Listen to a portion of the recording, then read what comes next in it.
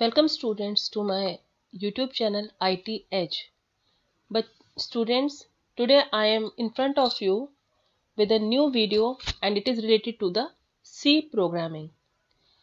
Now you all will think why I have chosen C language only. Because if you wanted to work and if you wanted to learn any of the programming language, then you can say it is very essential for each and everyone to learn C language.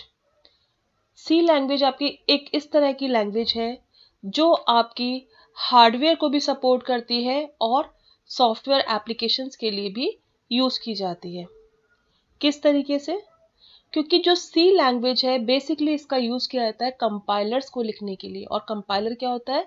Compiler आपका device driver होता है, means that is related with the hardware only.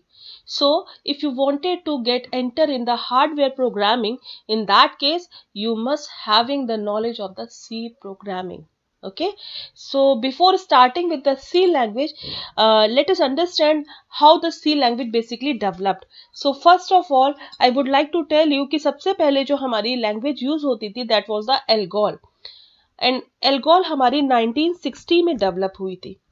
अब जब ALGOL आपकी use हुई तो उसके बाद उसमें थोड़े से चेंजेस करके एक नई लैंग्वेज डेवलप की गई that is BCPL, basic combined programming language. और ये जो BCPL थी ये केन थॉमसन ने इसे डेवलप किया था. इसके बाद इसमें कुछ और चेंजेस किए गए और इसके बाद आपकी लैंग्वेज डेवलप हुई B.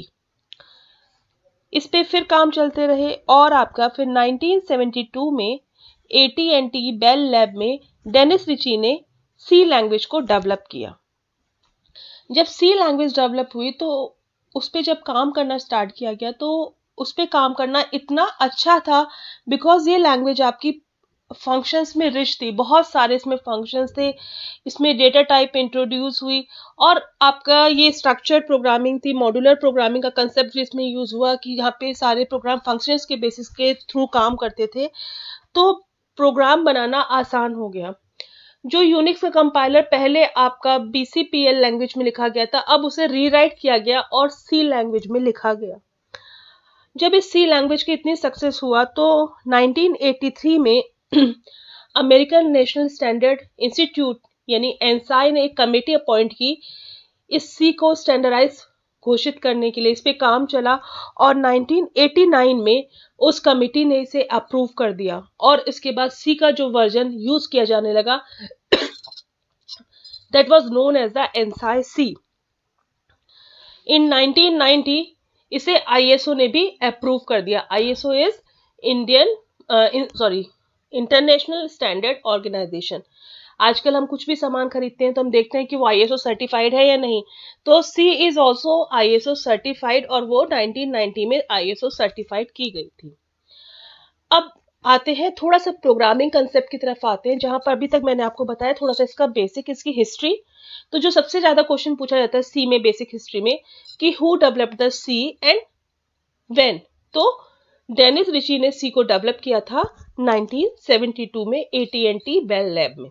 ओके अब सी प्रोग्राम में बेसिक सबसे पहले हम बात करेंगे कि इसमें हमारे पास दो तरह के कमेंट यूज होते हैं. कमेंट क्योंकि कोई भी हम प्रोग्राम बनाते हैं या कोई भी सॉफ्टवेयर बनाते हैं उसमें डॉक्यूमेंटेशन बहुत जरूरी है. डॉक्यूमेंटेशन किस लिए जरूरी है? क्योंकि इससे क्या होता है कि यूजर प्रोग्रामर जिसने प्रोग्राम बनाया उसे तो पता है कि मैंने अपने प्रोग्राम में क्या किया है, लेकिन यूजर या कोई दूसरा जो उसमें फर्दर इंप्रूवमेंट करना चाहता है अगर उसके पास डॉक्यूमेंटेशन होगा तभी वो उसके आगे उसमें काम कर सकता है.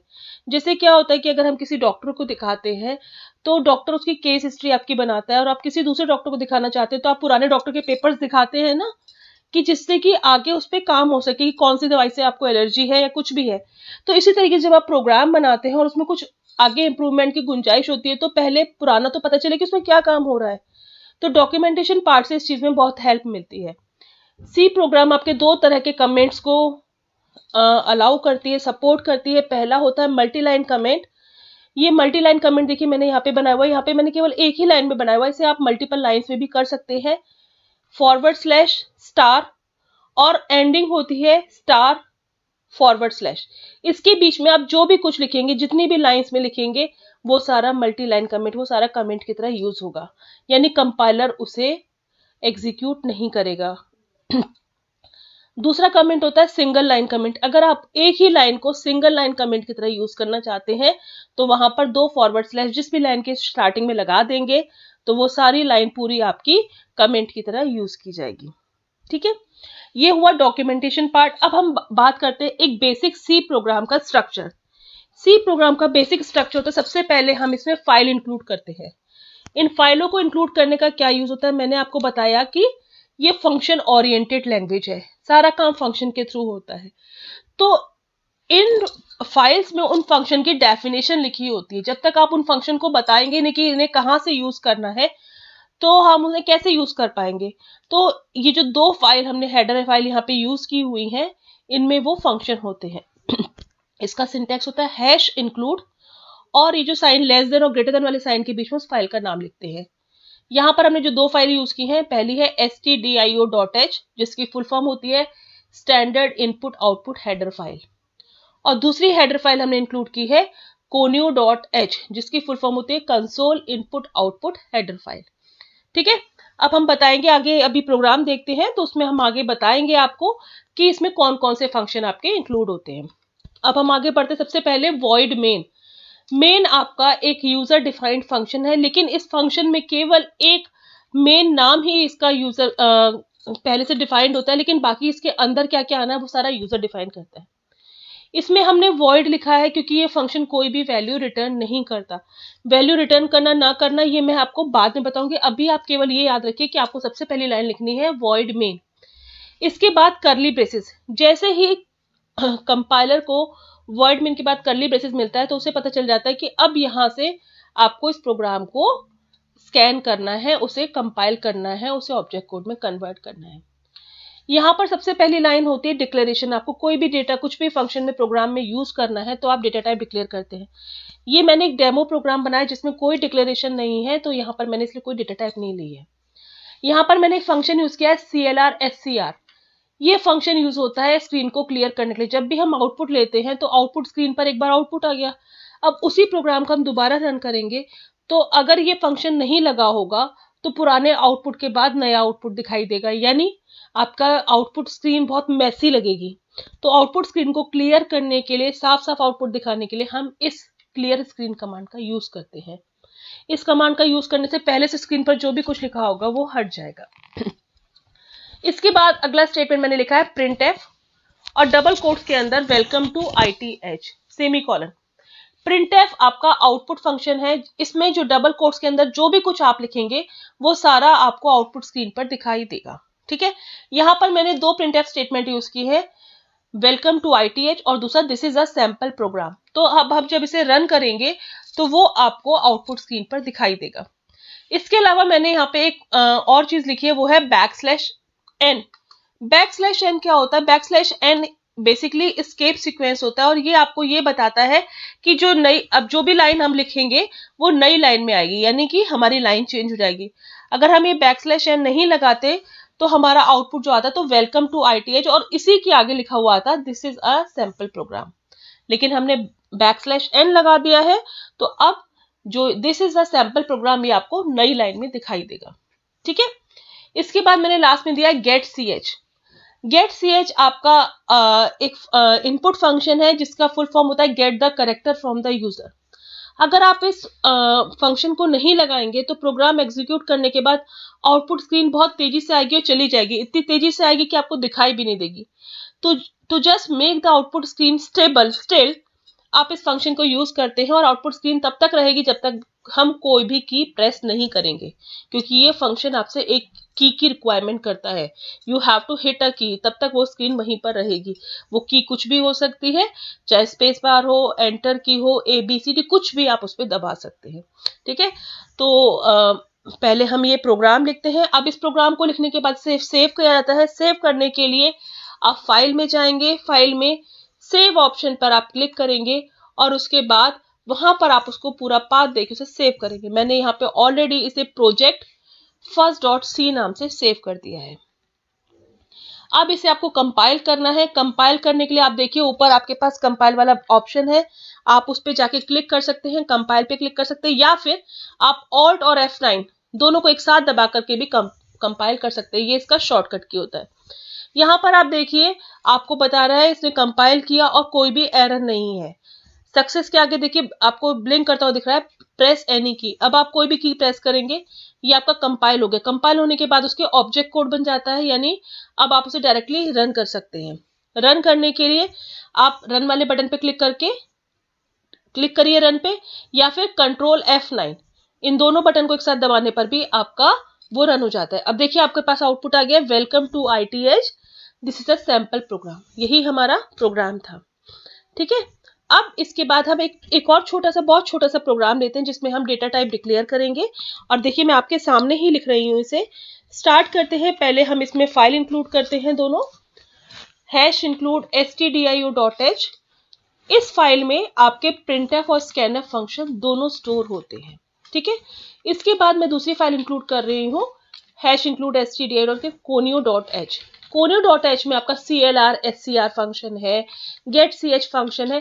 इसके अलावा जो आपका मैं बता रही हूँ printf scanf फंक्शन, ये दोनों फंक्शन भी आपके ये फंक्शन आपके दोनों हेडर फाइल में होते हैं, conio.h में भी होते हैं और stdi.h में भी होते हैं। अब इसके बाद मैंने void main लिखा और करली ब्रेसेस। अब इसके बाद क्या होगा, अब इसके बाद मैं इसमें डेटा टाइप डिक्लेयर करूंगी। ये प्रोग्राम मैं बना रही हूँ 2 नंबर्स के सम करने के लिए। ठीक है, तो यहाँ पर 2 नंबर का मैं सम कर रही हूँ, और वो नंबर किस तरह के ले रही हूँ मैं, इंटीजर टाइप के। इंटीजर क्योंकि डेटा टाइप मैंने बताई आपको, इंटीजर क्या होता है, जो आपके जैसे 1 2 3 इस तरह के नंबर्स को लेता है, इनको हम कहते हैं इंटीजर। इंटीजर के बाद ये हमने डेटा टाइप डिक्लेयर कर दी। यहाँ पर हमने 2 वेरिएबल लिए, ए बी, और एक तीसरा वेरिएबल लिया सम। ए और बी इन दोनों की वैल्यू हम यूजर से इनपुट करवाएंगे, और सम जिसमें वो उन दोनों का सम आपका सेव होगा। CLR SCR function clear screen function के लिए। ठीक है, अब हम printf में वैल्यू हम डाल रहे हैं एंटर 2 नंबर्स। हम 2 नंबर एंटर करवाने के लिए स्क्रीन पर एक मैसेज डालेंगे कि you have to enter 2 numbers, right. So here I am writing enter 2 numbers. Now I'll move towards the second line and that is scanf function. Scanf function आपका input function होता है जिसमें हम क्या करते हैं, वैल्यूज इनपुट कराते हैं। इसका सिंटेक्स होता है जिस भी तरह का डेटा टाइप है उस तरह की वैल्यू को इनपुट कराते हैं। यहाँ पर %d इंटीजर नंबर के लिए %d यूज होता है। ठीक है, और आपके बाद हम इस पे क्योंकि 2 वैल्यूज इनपुट करा रहे हैं और दोनों इंटीजर टाइप के, तो 2 बार हमने %d लिखा। %a मीन्स जो भी वैल्यू स्टोर कराएंगे वो a के एड्रेस पे स्टोर होगी और दूसरी वैल्यू b के एड्रेस पे स्टोर होगी, राइट। अब हमने सम का फॉर्मूला लिखा, sum equals to a plus b। आप भी जानते हैं एडिशन का फॉर्मूला यही है। इसके बाद हम इस रिजल्ट को प्रिंट कराएंगे, तो printf में हम लिखेंगे, हम यहाँ पे रिजल्ट जो है नई लाइन में प्रिंट कराएंगे तो \n डालेंगे। Now sum equals to %d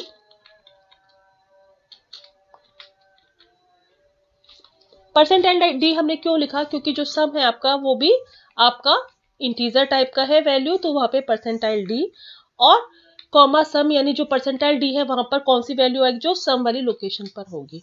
ठीक है, ये लास्ट में मैंने लिखा getch फंक्शन, यानी आपके आउटपुट स्क्रीन को स्टेबल करने के लिए। एक चीज जो आपको हमेशा याद रखनी है कि सी में सारे फंक्शन जो है आपके, सारे स्टेटमेंट जो होते हैं सेमी कॉलन से एंड होते हैं, टर्मिनेट होते हैं सेमी कॉलन से। अगर आप सेमी कॉलन नहीं लगाएंगे तो आपके प्रोग्राम में एरर आ जाएगी। ठीक है, ये प्रोग्राम मैंने अभी आपके सामने लिखा है। अब इसे हम कंपाइल करते हैं। देखिए कंपाइल करने के लिए यहाँ पर आप देखिए कोई भी एरर नहीं है। अब हम इसे रन करते हैं। रन करके कंट्रोल F9 आप शॉर्टकट दबा सकते हैं। अब आपसे 2 नंबर मांगे जाते हैं, हम कोई भी 2 नंबर इनपुट करते हैं। सपोज पहला नंबर 34 और दूसरा नंबर है हमारा 43। अब आप जानते हैं 34 प्लस 43 सम क्या होता है, 79 means this is our program for the summation of the 2 number. आपको पता है कि कंप्यूटर आपका एक बहुत इंटेलिजेंट स्लेव होता है, जो आप लिखेंगे केवल वही काम करेगा। तो अगर आप इसमें अगर आप चाहें कि अपनी बुद्धि से काम कर ले तो ये नहीं कर सकता, जितना हम इसे गाइड करेंगे उतना ही ये काम करेगा। अब आप यहाँ पे देखिए CLR SCR का फंक्शन, मैंने आपसे कहा था मैसी बहुत दिखेगा, अब मैंने देखिए सिंगल लाइन कमेंट कर दिया, यानी अब कंपाइलर से रीड नहीं करेगा। अब हम इसे एग्जीक्यूट करके दिखाते हैं और आप देखिए कि क्या होता है। सीधे रन करते हैं कंट्रोल F9 से। देखिए पुराना वाला आउटपुट था आपका, पुराने वाली जो भी स्क्रीन पर थी वो पहले की तरह लिखी हुई है, और आपसे फिर 2 नंबर एंटर करवाते हैं और आप इस पे लिखते हैं, यानी बहुत मैसी आउटपुट लग रहा है। और जब आप इसे हटाएंगे तो फिर आपकी स्क्रीन एकदम क्लियर हो जाएगी। मैं इसे एक और बार रन करा कर दिखा रही हूँ आपको। अब देखिए आपकी स्क्रीन एकदम क्लियर हो गई है। तो ये यूज होता है आपका CLR फंक्शन का। CLR फंक्शन आप कोशिश करिए डिक्लेरेशन यानी डेटा टाइप डिक्लेयर कर देते हैं, उसके बाद ही इसको लिखने की कोशिश करिए, ठीक है।